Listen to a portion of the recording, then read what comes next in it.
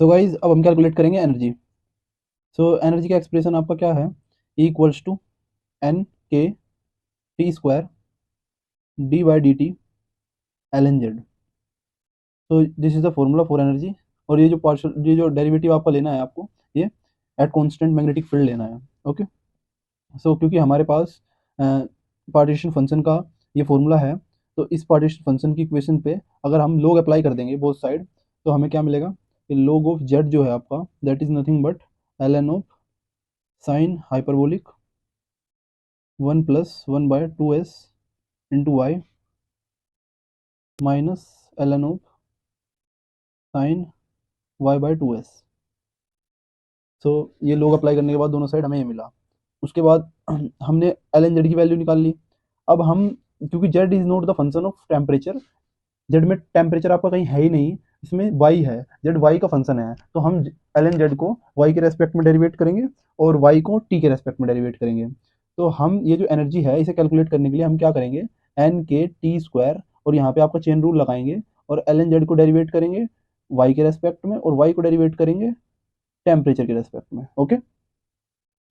सो तो ये L N Z है, अगर हम इसे वाई के रेस्पेक्ट में डेरिवेट करें तो हमें क्या मिलेगा। तो क्योंकि लोग का जो डेरिवेटिव है दैट इज, तो वो उस फंक्शन का ऊपर डेरिवेटिव आ जाएगा और डिनोमिनेटर में आपका वही फंक्शन आ जाएगा सेम। तो अगर मैं ऊपर की तरफ डेरिवेटिव लिखूंगा, साइन का डेरिवेटिव करूंगा, तो ये वाई के अलावा जो पार्ट है ये आगे आ जाएगा आपका 1 + 1/2s, और साइन हाइपरबोलिक का डेरिवेटिव आपका cos hyperbolic and 1 + 1/2s into Y divided by आपका सेम फंक्शन जो था, यानी कि sine hyperbolic 1 + 1/2s Y. After that minus ये जो साइन में जो थीटा वाला पार्ट है ये बाहर आ जाएगा y/2s, एंड साइन हाइपरबोलिक जो है उसका जो डेरिवेटिव होगा that will be cos hyperbolic y/2s। Okay, divided by sine hyperbolic of y/2s। Okay. Now अब हम क्या करेंगे, ये जो cos hyperbolic upon sine hyperbolic है और वहाँ पे जो cos hyperbolic upon sine hyperbolic है, ये आपका कोट हाइपरबोलिक की फॉर्म बना देगा। तो यानी कि D by L N of Z divide by D Y equals to 1 + 1/2s into cot hyperbolic of 1 + 1/2s Y. Okay. And यहाँ पे minus y/2s cot hyperbolic of y/2s। Okay. So अब ये आपका derivative of L N Z with respect to Y आ गया, यानी कि यहाँ पे ये इतना पार्ट आपका हो गया derivative of L N Z with respect to Y. अब ये वाला पार्ट रह गया आपका D Y by D T वाला। तो D Y by D T निकालने के लिए हमें वाई की वैल्यू देखनी पड़ेगी। तो वाई की वैल्यू जो है आपकी, दैट इज नथिंग बट, हम वाई की वैल्यू रखेंगे D Y by D T. तो D Y by D T calculate करने के लिए वाई की वैल्यू आपकी क्या थी, वाई की वैल्यू हमारी थी म्यू बी बाई के टी, म्यू बी बाई के टी। हम देखो ऊपर की इक्वेशंस में, इससे ये देखो वाई की वैल्यू म्यू बी बाई के टी थी, तो हम ये वैल्यू यहाँ पे हमने रख दी। ओके। ये वैल्यू यहाँ पे रखेंगे तो टेम्परेचर के रेस्पेक्ट में डेरिवेटिव लेंगे तो म्यू बी बाई के तो आपका कांस्टेंट पार्ट हो जाएगा, तो वो तो बाहर आ जाएगा आपका। तो म्यू बी बाई के तो बाहर आ गया, एंड 1/t का जब डेरिवेटिव करेंगे तो वो -1/t² हो जाएगा। ओके। सो अब इन दोनों का, इसका एंड इसका जब प्रोडक्ट करेंगे तो we will get, and N K T square का प्रोडक्ट करेंगे तो हमें एनर्जी मिल जाएगी। ओके। अब ये जो पार्ट है आपका, ये जो एल एन जेड में जो पूरा पार्ट है, ये वाला पूरा part, this is nothing but this is the Brillouin function of order S. Okay. ये आपका ब्रिलियन फंक्शन है, तो मैं इसे अलग से लिख ले रहा हूँ, Brillouin function of order S, Brillouin function of order S, that is 1 + 1/2s cot hyperbolic of 1 + 1/2s Y minus 1/2s cot hyperbolic of y/2s। Okay. So this is the Brillouin function. यहाँ पे y नहीं आएगा, 1 आएगा, क्योंकि theta के अलावा जो भी है वो बाहर निकाला है हमने, जैसे इसमें y के अलावा जो पार्ट था वो आया बाहर। Okay. So this is nothing but the 1 not the y। Okay. So तो ये ब्रिलियन फंक्शन हो गया, it means, so this is Brillouin function of order S. Okay. अब अगर मैं इन सब वैल्यूज को पुट कर दूं तो energy will be -n mu B and Brillouin function of order s and the function is the function of y. Okay, variable जो है वो y है. ओके, तो हमारी एनर्जी की वैल्यू आ गई. अब अगर मैं ये पूरा term in terms of magnetic field चाहता हूँ तो मैं y की वैल्यू भी पुट कर दूंगा. y is nothing but mu B by K T. Okay, तो energy will be minus N mu B by Brillouin function of mu B by K T. Okay, so that is the value of energy now. So अब मेरे पास ये magnetic field के terms में सारी energy की value आ गई. मुझे अगर एनर्जी निकालनी है तो मुझे मैग्नेटिक फील्ड चाहिए ओनली. अच्छा, और डाइपोल मूवमेंट भी चाहिए है ना, मैग्नेटिक डाइपोल मूवमेंट. सो अगर मैग्नेटिक मूवमेंट के निकालना है तो उसके लिए मैं क्या करूँ, म्यू की वैल्यू अगर मुझे निकालनी है तो म्यू की वैल्यू मैंने एक्सप्रेशन आपको बताया था, nothing but the G mu B S. Okay, तो मैं ये वैल्यू अगर उसमें पुट कर दूँ इन टर्म्स ऑफ, अगर मैं तो फिर ये स्पिन के टर्म्स में ही आ जाएगा, क्योंकि म्यू भी तो आपका बोर मैग्नेटन एक कांस्टेंट हो गया. G is also the constant, g factor है ना, and S is the spin. So energy will becomes energy minus N g mu B S B, and here is the Brillouin function of order S at g mu B S B by K T. So now this is the final expression for energy. अभी energy का final expression बन गया आपका. अब इसके लिए energy के लिए हमें क्या चाहिए, आपकी एन की वैल्यू चाहिए, जी की वैल्यू चाहिए, म्यू नोट की वैल्यू चाहिए, एस की, बी की, मैग्नेटिक फील्ड की और टेम्परेचर की. तो मेनली हमें क्या क्या वैल्यू चाहिए, magnetic field, temperature, spin and the number. तो टोटल नंबर ऑफ एटम्स चाहिए, टोटल नंबर ऑफ एटम्स चाहिए, मैग्नेटिक फील्ड चाहिए, स्पिन पता होना चाहिए, और आपका टेम्परेचर पता होना चाहिए. तो these are the required parameter to calculate energy. Okay, क्योंकि बाकी तो आपके कॉन्स्टेंट पैरामीटर्स ही है. अब जैसे जी की कैलकुलेशन आपको पता है, जी की कैलकुलेशन के लिए mainly N B S T यही चाहिए. और इसके अलावा अगर एस की कैलकुलेशन करनी है आपको, या एस की छोड़ो, जी की अगर कैलकुलेशन करनी है तो जी की कैलकुलेशन के लिए क्या चाहिए, एल और जे भी चाहिए, है ना. जे इज द एंगुलर मोमेंटम, है ना. अगर लेट सपोज मैं एक एग्जांपल आपको देके जी की वैल्यू की कैलकुलेशन समझाऊं. लेट सपोज एल की वैल्यू आपकी जीरो है, तो एल की वैल्यू जीरो होगी तो जे की वैल्यू एस हो जाएंगी, because J is nothing but L plus minus S, है ना. इन दोनों का सम होता है ना. तो जी की वैल्यू क्या होती है, जी की value 3/2 plus S into S plus one minus L into L plus one divided by 2 J into J plus one, है ना. तो इस कंडीशन में आपको क्या होगा, यहाँ पे अगर मैं वैल्यूज पुट कर दूँ 3/2 plus S into S plus one minus, अगर एल की वैल्यू जीरो होगी तो जे की वैल्यू एस हो जाएगी. तो जे की वैल्यू आपकी एस हो गई और एल की वैल्यू जीरो है, तो zero into zero plus one and divided by 2 into S plus one.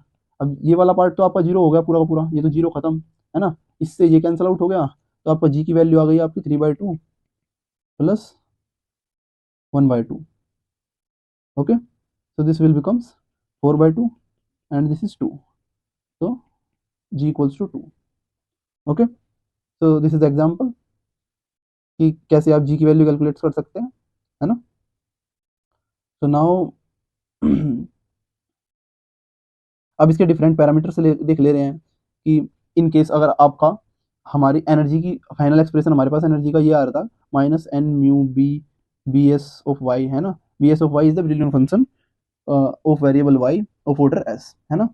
तो अगर आपका if y is greater than 1, अगर आपका y की वैल्यू 1 से बहुत बड़ी हो, y की वैल्यू 1 से कब बड़ी होगी, जब mu B by K T 1 से बहुत बड़ा होगा. और ये 1 से कब बड़ा होगा, जब म्यू बी जो है वो के टी से काफी बड़ा होगा. तो ये केस तब होगा जब आपका हाई मैग्नेटिक फील्ड होगा, high magnetic field and low temperature, ठीक है. क्योंकि आप देख ही रहे हैं टेम्परेचर लो है और मैग्नेटिक फील्ड हाई आ रहा है, ठीक है. तो हाई मैग्नेटिक फील्ड पे और लो टेम्परेचर पे ये केस आपका बनेगा, ठीक है. तो अब इस केस में आपका क्या होगा, जब ऐसा होगा कि आपका y की वैल्यू 1 से बहुत बड़ी होगी, तब आपका जो ब्रिलियन फंक्शन है, brilliant function of order s जो है वो 1 के इक्वल हो जाएगा इस केस में, ठीक है. तो अगर ये 1 के इक्वल हो जाएगा तो इट मीन्स आपका ये 1 के इक्वल क्यों हो रहा है, ये 1 के इक्वल इसलिए हो रहा है क्योंकि कोट हाइपरबोलिक जो है आपका वो 1 के इक्वल हो जा रहा है इस केस में, ठीक है. क्योंकि ब्रिलियन फंक्शन देखो आपका कोट का फंक्शन है, ब्रिलियन फंक्शन में आपका कोट आ रहा है, यहाँ पे भी कोट हाइपरबोलिक है, यहाँ पे भी कोट हाइपरबोलिक है, ठीक है.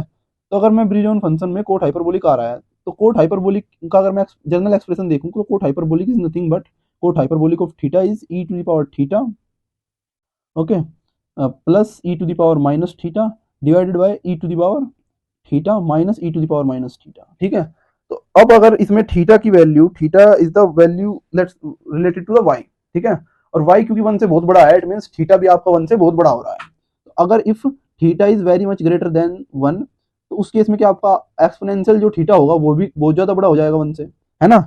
और एक्सपोनेंशियल माइनस थीटा जो होगा वो काफी छोटा हो जाएगा 1 से। तो अगर इन दोनों वैल्यूज को ऐड करेंगे तो हमें जो है यानी कि ई टू द पावर जो थीटा है वो बहुत बड़ी वैल्यू हो जाएगी e to the power minus theta से, ठीक है, क्योंकि e to the power minus theta बहुत छोटी वैल्यू होगी, क्योंकि वो तो 1 से बहुत छोटी है, और ई टू द पावर थीटा जो है वो 1 से बहुत बड़ी है। तो यानी इन दोनों में काफी बड़ा डिफरेंस हो गया। तो अगर मैं इस वैल्यू को इसमें ऐड करूंगा, सब्ट्रैक्ट करूंगा, तो कोई फर्क पड़ेगा नहीं पड़ेगा, क्योंकि हम ई टू द पावर थीटा में उससे बहुत छोटी वैल्यू ऐड कर रहे हैं या फिर बहुत छोटी वैल्यू सब्ट्रैक्ट कर रहे हैं। तो यानी वो अप्रोक्सीमेटली आपका उसके ऐड और सब्ट्रैक्शन के दोनों ही अप्रोक्सीमेटली इक्वल होंगे, क्योंकि उसके ऐड और सब्ट्रैक्शन दोनों से ही कोई खास फर्क नहीं पड़ रहा, ठीक है। तो इस केस में ये तीनों ही इक्वल होंगे। तो यानी जब ये तीनों इक्वल होंगे तो हम क्या कह सकते हैं, अगर हम इससे डिवाइड करेंगे e to the power theta से, e to the power theta से, e to the power theta को e to the power theta minus E to the power theta, e to the power theta minus E to the power minus theta को divide करेंगे तो we will nothing get but we will get 1 in case when theta is very very higher than 1, okay. तो क्योंकि हमें ऐसा मिल रहा है तो इट मीन्स आपका जो कोट हाइपरबोलिक वाला पार्ट हुआ ब्रिलियन फंक्शन में, Brillouin function of order Y में, दैट वाज 1 प्लस 1/2s। यहाँ पे आपका कोट हाइपरबोलिक का एक पार्ट था, कोट हाइपरबोलिक, वो क्या था 1 प्लस 1/2s वाई, और यहाँ पे था माइनस 1/2s, और यहाँ पे था आपका कोट हाइपरबोलिक ऑफ y/2s। ये था आपका पार्ट, ओके। तो अब अगर आपका ये वाला पार्ट, लेट सपोज ये वाला पार्ट आपका ये वाला पार्ट आपका कोट हाइपरबोलिक वाला पार्ट आपका हो गया 1, और ये वाला पार्ट भी आपका 1 हो गया, ये पार्ट 1 हो गया, ये पार्ट भी आपका 1 हो गया, क्योंकि y की वैल्यू हाई है तो y में कुछ प्रोडक्ट हो रहा है तो उसकी वैल्यू भी हाई होगी, ठीक है। तो in case of y is very greater than 1, ये वाले पार्ट आपके कोट हाइपरबोलिक वाले 1 हो गए, तो बचा क्या हो, ये इंटू माइनस 1/2s, क्योंकि ये पार्ट और ये पार्ट तो आपका 1 हो गया, तो ये इन दोनों का सब्ट्रैक्शन करेंगे तो ये वाला पार्ट इसमें से माइनस हो जाएगा, और कोट हाइप ये जो ब्रिलियन फंक्शन है इसकी वैल्यू भी 1 के इक्वल आ जाएगी, ठीक है, क्योंकि ये इससे खत्म, ठीक है। तो इसलिए आप समझिए कि अगर y आपका if y is very greater than 1 then Brillouin function of order s is also 1, okay. तो यानी अगर हम एनर्जी के एक्सप्रेशन में ये वैल्यू रख दें, एनर्जी का एक्सप्रेशन था आपका N mu B into Brillouin function of order S, तो इसकी वैल्यू 1 हो गई आपकी, तो एनर्जी की वैल्यू क्या आ गई minus N mu B, okay. So जब आपका हाई मैग्नेटिक फील्ड होगा और लो टेम्परेचर होगा तो हम कह सकते हैं कि एनर्जी आपकी टेम्परेचर से इंडिपेंडेंट आएगी, ठीक है। और ये केस आपका कब बनेगा, जब आपके सारे डाइपोल्स जो हैं पैरेलल होंगे मैग्नेटिक फील्ड के, all the dipoles are parallel to the magnetic field, okay. Second case आपका क्या बन सकता है, सेकंड केस आपका बन सकता है कि y जो है आपका वो 1 से काफी छोटा हो, ओके। सो अगर y आपका 1 से काफी छोटा है, तो क्योंकि मैंने आपको बताया था कि कोट हाइपरबोलिक ऑफ थीटा का जो जनरल एक्सप्रेशन है that is nothing but E to the power theta plus E to the power minus theta divided by E to the power theta minus E to the power minus theta है ना। अब आपका y जो है वो 1 से काफी छोटा है, तो मतलब y 1 से काफी छोटा है, तो हमें ऐसा एक्सप्रेशन चाहिए जिसमें थीटा जो है 1 से काफी छोटा हो, ठीक है। तो अब ई टू द पावर थीटा का जो एक्सप्रेशन है 1 plus theta square by 2 plus theta cube by 3 factorial dot dot dot, इस टाइप का एक्सप्रेशन, इस टाइप की सीरीज है आपकी एक्सपोनेंशियल की, ठीक है।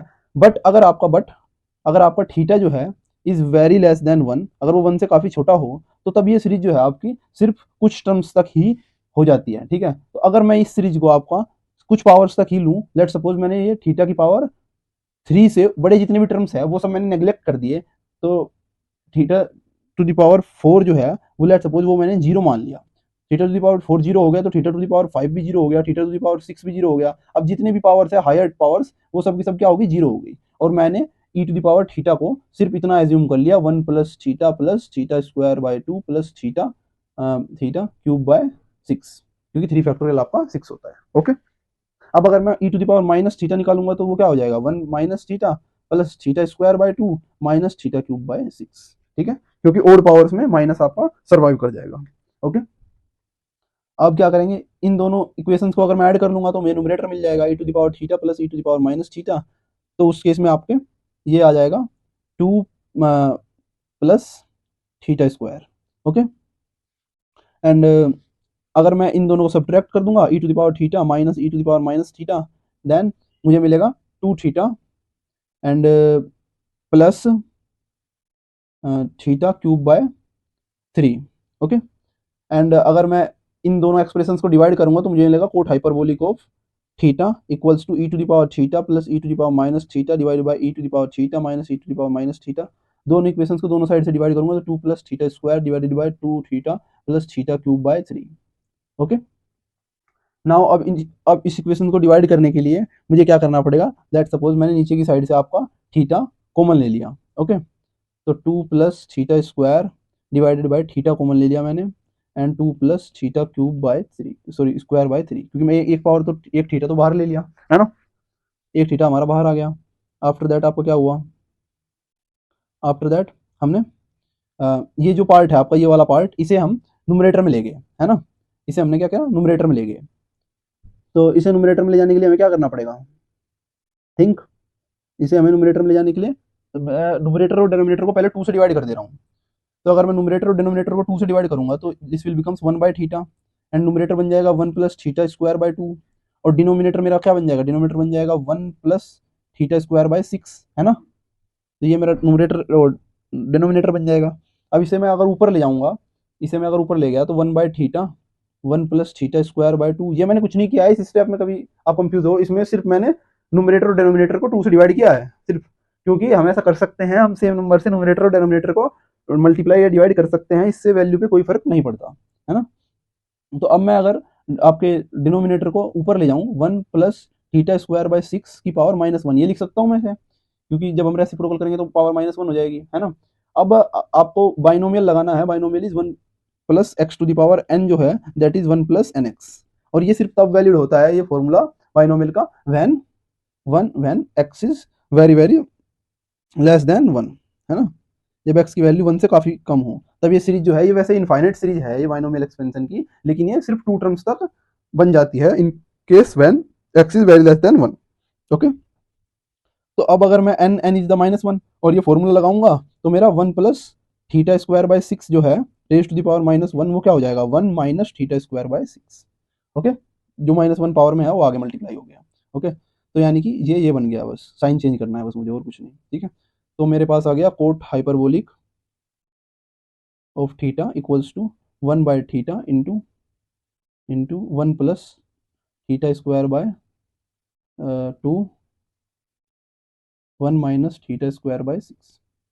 ओके। नाउ अब इनकी सबकी प्रोडक्ट कर दो तो हमें मिलेगा 1 by theta 1 minus theta square by 6 plus theta square by 2 minus theta 4 by 12। ठीक है। अब क्योंकि मैंने थीटा की पावर 4 और थीटा की पावर हायर टर्म्स को सबको मैंने 0 मान लिया था, ठीक है। देखो ऊपर एज्यूम किया हुआ है ना कि थीटा की पावर 4 से लेके जितने भी टर्म्स है हायर, वो सब के सब 0 माने हुए हैं, तो इट मीन्स ये वाला टर्म भी आपका गया, ये वाला भी आपका क्या हो गया, 0 हो गया, ठीक है। तो मेरे पास ये 2 टर्म बचे, इन दोनों टर्म को एडअप करूंगा मैं तो मुझे मिलेगा थीटा स्क्वायर बाय 3, ठीक है। तो यानी कोट हाइपरबोलिक का एक्सप्रेशन मेरा बन गया, that is the expression cot hyperbolic of theta is 1 by theta into 1 plus theta square by 3। Okay. और ये एक्सप्रेशन कब वैलिड है आपका, if theta is very very less than 1। Okay. तो ये जब थीटा की वैल्यू 1 से काफी कम हो तो ये वैलिड होगा, और अगर 1 से ज्यादा होगी तो फिर आपका कोट हाइपरबोलिक के लिए कोट हाइपरबोलिक 1 के इक्वल ही हो जाएगा, ठीक है, जो कि मैं पहले ही आपको बता चुका हूँ।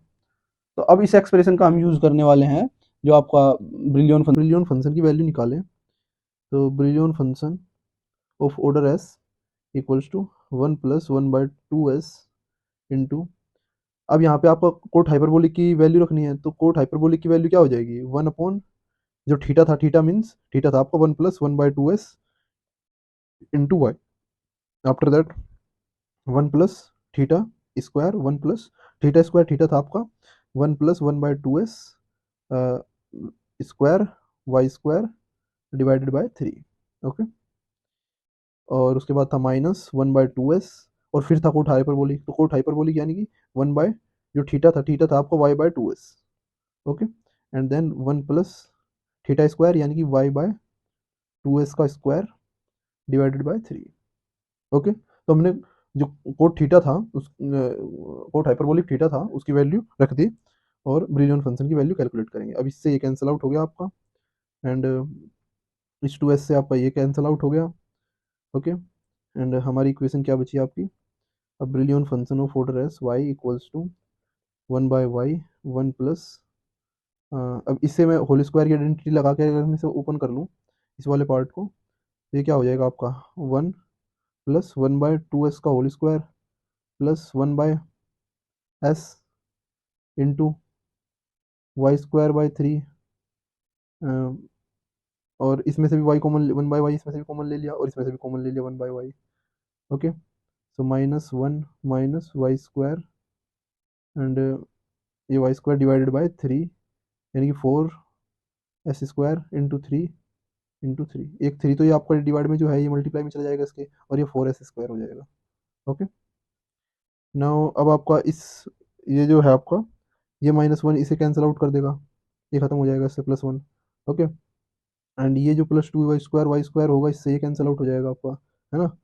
तो आपका क्या बचेगा, brilliant function of order S will becomes 1/y into, और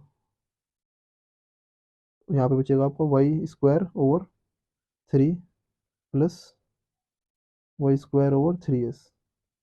ओके, तो अगर मैं y² ओवर 3 कॉमन ले लूँ, y² ओवर 3 कॉमन लूँगा तो इस y² से कैंसिल आउट हो जाएंगे, और 1/3 कॉमन तो y/3, और यहाँ पे बचा आपका 1/1s। ओके, तो that is the Brillouin function of order S. Okay, तो ये Brillouin function of order S की वैल्यू है अगर आपका y जो है वो बहुत ही कम होगा 1 से, तब तब ये वैल्यू आपकी आएगी। ठीक है, so if y is very less than 1 then Brillouin function of order S equals to y/3 into 1 plus 1/s। ठीक है, तो ये वैल्यू अगर मैं रख दूं, मेरी एनर्जी की वैल्यू क्या आ जाएगी, energy is -n mu B and the Brillouin function of order S.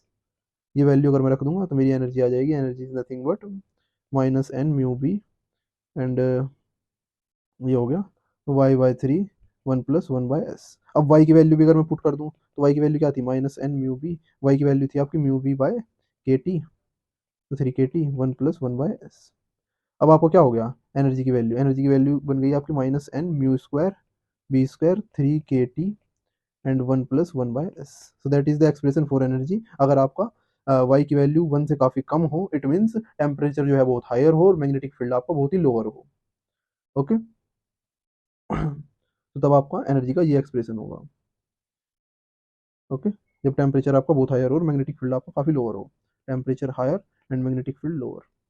Okay, अब चलते हैं नए पैरामीटर। अगर हम दूसरा पैरामीटर कैलकुलेट करें, हेल्महोल्ट्ज फ्री एनर्जी अगर हम कैलकुलेट करना चाहें तो उसका क्या एक्सप्रेशन आएगा आपका, फ्री एनर्जी। ठीक है, तो हेल्महोल्ट्ज फ्री एनर्जी कैलकुलेट करने के लिए हमें क्या करना पड़ेगा, हमारा फॉर्मूला है हेल्महोल्ट्ज फ्री एनर्जी का -n/kT ln z। ठीक है, तो this is very easy, ln z हमने पहले ही कैलकुलेट करा हुआ है, एंड f/n/kT मल्टीप्लाई करना है, आसानी से हमारा एक्सप्रेशन आ जाएगा। तो -n/kT ln z का आपका एक्सप्रेशन क्या था, ln of sine hyperbolic 1 plus 1/2s into Y minus ln of sine hyperbolic y/2s। आसान सा एक्सप्रेशन है आपका, बड़ी आसानी से हो जाएगा। ओके,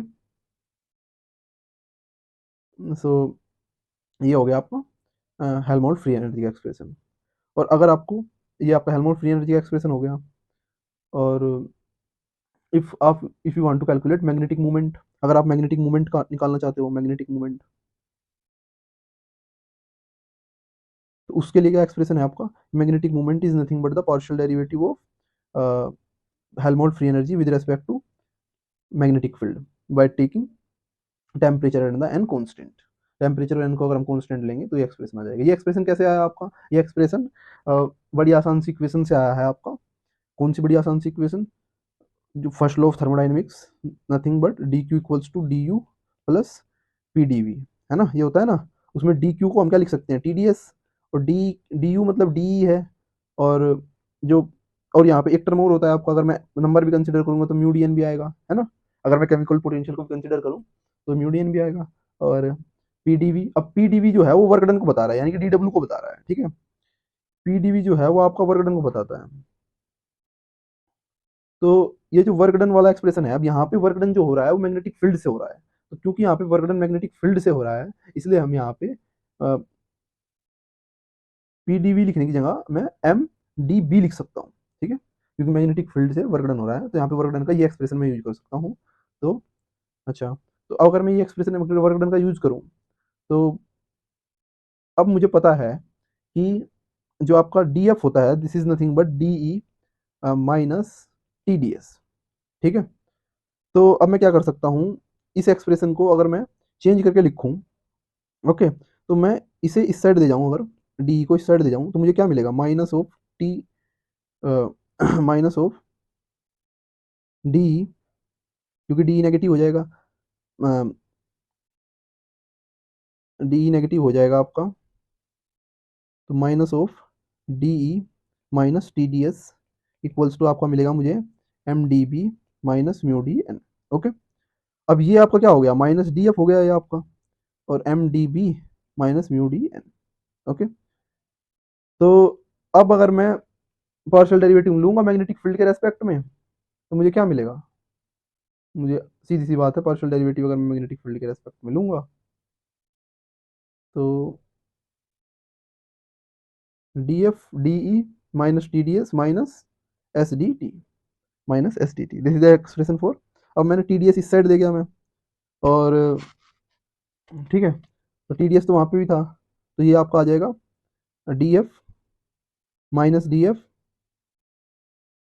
और ये उस साइड चला गया एक्सप्रेशन, और माइनस एस डी टी, ठीक है, दोनों ही नेगेटिव में आ जाएंगे।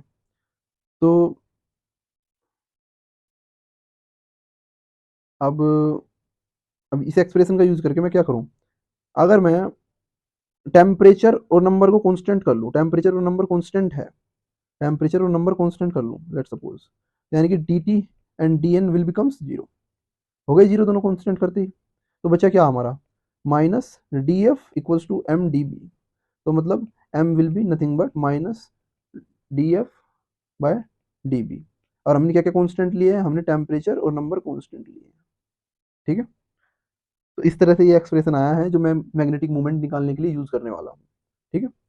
तो that means magnetic moment is minus partial derivative of आपका ये जो Helmholtz free energy with respect to magnetic field. अब हेल्महोल्ट्ज फ्री एनर्जी का पार्शियल डेरिवेटिव मैग्नेटिक फील्ड के रेस्पेक्ट में निकालना है, लेकिन ये फंक्शन ऑफ वाई है, तो मैं वाई के रेस्पेक्ट में इसका पार्शियल डेरिवेटिव ले लूँ, और वाई का पार्शियल डेरिवेटिव ले लूँ, इसका पार्शियल डेरिवेटिव लूँ वाई के रेस्पेक्ट में, एंड वाई का पार्शियल डेरिवेटिव लूँ मैग्नेटिक फील्ड के रेस्पेक्ट में, ओके, ताकि मैं एम निकाल सकूँ, ठीक है, चेन रूल का यूज किया है मैंने, ओके। सो नाउ अगर मैं आपका मैग्नेट इसका पार्शियल डेरिवेटिव वाई के रेस्पेक्ट में लूंगा, तो मेरे पास इसका पार्शियल डेरिवेटिव क्या होगा,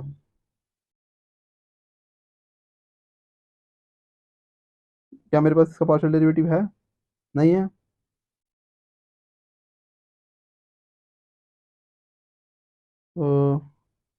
do F by do B, मुझे इसका पार्शियल डेरिवेटिव लेना है विद रेस्पेक्ट टू वाई, जो कि मैंने ले लिया है किस केस में, मैंने ये आपका एनर्जी के केस में पहले ही मैं निकाल चुका हूँ इसका पार्शियल डेरिवेटिव वाई के रेस्पेक्ट में, वाई के रेस्पेक्ट में मैं इसका पार्शियल डेरिवेटिव निकाल चुका हूँ पहले ही, जो मैंने एनर्जी कैलकुलेट करने के लिए ऊपर निकाला था, जब एनर्जी का एक्सप्रेशन निकाला था, तो मैंने इसका पार्शियल डेरिवेटिव पहले ही निकाल चुका हूँ, ओके, एनर्जी के लिए, जो कि आपका ब्रिलियन फंक्शन आता है एक्चुअल में इसका पार्शियल डेरिवेटिव, है ना, ये देखो मैं इसका पार्शियल डेरिवेटिव पहले ही कैलकुलेट कर चुका हूँ, एल एन जेड का वाई के रेस्पेक्ट में पार्शियल डेरिवेटिव कैलकुलेट कर चुका हूँ, और जो आपका एफ है वो क्या है, N K T L N Z ही तो है, तो एन के टी को अगर मैं बाहर ले लूँ, तो एल एन जेड का ही पार्शियल डेरिवेटिव है एक्चुअल में वो, है ना, तो मैं एन के टी बाहर ले रहा हूँ एफ में से, एफ में से आपका एफ जो है, एफ का भी एक्सप्रेशन मैंने लिखा था ना, minus N K T L N Z, इसमें से माइनस एन के टी बाहर ले लूँ, माइनस एन के टी बाहर लिया तो माइनस माइनस प्लस हो गया, N K T, N K T और do L N Z by do Y by do B, okay. अब ये वाई के रेस्पेक्ट में इसका जो पार्शियल डेरिवेटिव आ जाएगा वो मेरे को अच्छे से पता है, वो क्या होता है आपका, वो आपका partial derivative of L N with respect to Y is nothing but the Brillouin function of order S, जो कि मैं पहले निकाल चुका हूँ, ठीक है। तो अब y का निकाले अगर, तो y की वैल्यू म्यू बी बाई के टी होती है। उसका अगर पार्शियल डेरिवेटिव मैं मैग्नेटिक फील्ड के रेस्पेक्ट में निकालूंगा तो म्यू बाई के टी आ जाएगा।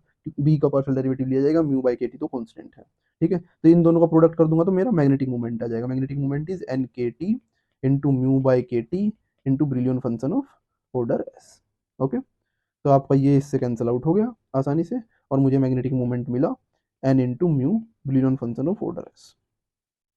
ओके, अब अगर मैं एवरेज मैग्नेटिक मोमेंट देखूं पर एटम, तो वो क्या हो जाएगा आपका, नंबर एम को मैं टोटल नंबर ऑफ एटम से डिवाइड कर दूंगा, तो वो आ जाएगा म्यू आपका, ये आ जाएगा एवरेज मैग्नेटिक मोमेंट, यानी कि पर एटम से डिवाइड कर दिया, टोटल नंबर ऑफ एटम से डिवाइड किया तो एवरेज मैग्नेटिक मोमेंट आ गया। तो अब हमें पता है, अगर मैं y की हायर वैल्यूज के लिए देखूं कि 1 से y की वैल्यू बहुत ही हाई है, उस केस में इसे स्टडी करूं, तो उस केस में क्या होता है, जो ब्रिलियन फंक्शन होता है उसकी वैल्यू क्या हो जाती है, 1 हो जाती है। तो it means average magnetic moment जो है वो आपका म्यू के इक्वल आ जाएगा। ठीक है, और अगर y की वैल्यू आपकी काफ़ी कम हो, अगर y की वैल्यू 1 से काफ़ी कम हो, उस केस में आपका ब्रिलियन फंक्शन ऑफ y जो है वो क्या आ जाता है, that is nothing but the y by 3 upon 1 plus 1 by S. यही आपकी फॉर्म आती है उस केस में जब इसकी वैल्यू काफ़ी कम होती है ना, 1 से। तो अब इसका यूज करेंगे तो हमें मैग्नेटिक मोमेंट मिलेगा, average magnetic moment will be mu Y by 3 into 1 plus 1 by S, और वाई की वैल्यू पुट कर दो, तो वाई की वैल्यू क्या है, mu B bye 3 K T, 3 तो था ही, के टी और आ गया 1 बाय एस। तो ये हो गया एवरेज मैग्नेटिक मोमेंट, उस केस में बन गया mu square B bye 3 K T 1 plus 1 by S. Okay, ये तब है जब आपका y की वैल्यू काफ़ी कम हो, इट मीन्स टेम्परेचर बहुत हायर हो, मैग्नेटिक फील्ड काफ़ी लो हो, तो उस केस में आपका मैग्नेटिक सेचुरेशन, वो मैग्नेटिक मोमेंट जो है आपका वो ये होगा। और ये जिसमें मैग्नेटिक मोमेंट आपका पैरेलल वाले के इक्वल आ रहा है, डाइपोल मोमेंट के, तो ये आपका जो केस है, ये ये मैग्नेटिक सेचुरेशन है, मैग्नेटिक सेचुरेशन की कंडीशन है। ठीक है, तो ये आप देख रहे हैं कि ऐसा कब हो रहा है, ऐसा तब हो रहा है जब आपका मैग्नेटिक फील्ड बहुत हाई हो और टेम्परेचर आपका बहुत लो हो। ठीक है, तब ऐसा हो रहा है कि सारे डाइपोल्स जो है आपके वो मैग्नेटिक फील्ड के पैरेलल ही शिफ्ट हो जा रहे हैं।